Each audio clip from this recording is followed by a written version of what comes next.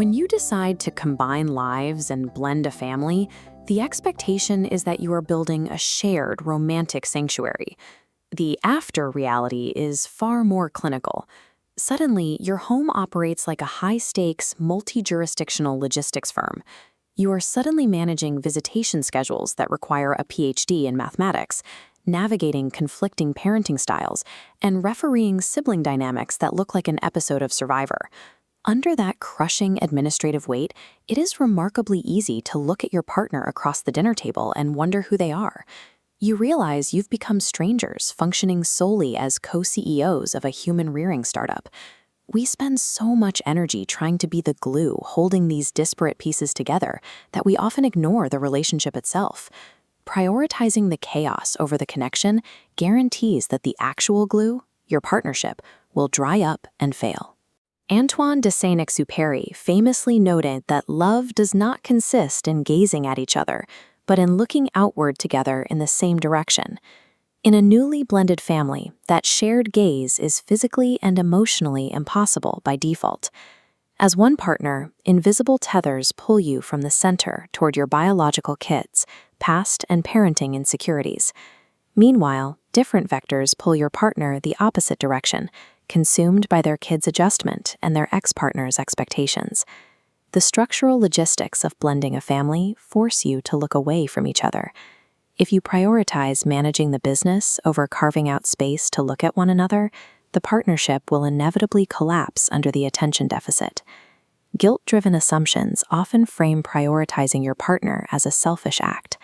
In truth, protecting the primary relationship is a requirement for survival.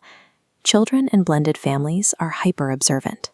They constantly scan their environment, and they will immediately notice any cracks in the co-parenting unit. If you and your partner aren't a united front, a weakened dynamic allows chaos and manipulation to infect the household. The kids will sense the divide between you like sharks smell blood in the water. You can spend all your energy micromanaging the surface-level logistics, essentially polishing the kitchen cabinets of family life. But none of that matters if you ignore the structural integrity of the home. If you merely tolerate each other to get through daily household schedules, the foundation of this blended enterprise risks total collapse. To survive this trap, couples have to reclaim their status as romantic partners through small, deliberate, witty rebellions. These rebellions are strict blocks of us time, typically after the last kid is asleep, where you agree to talk about literally anything other than homework, complex custody battles, or dinner menus. You have to treat this protected relationship time with the exact same unmovable, tactical importance that you give to the morning school run. Put it on the calendar and guard it like a national secret.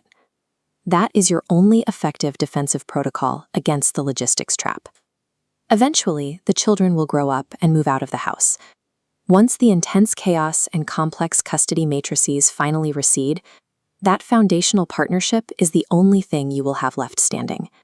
A foundation built solely on lukewarm coffee and shared scheduling apps is brittle.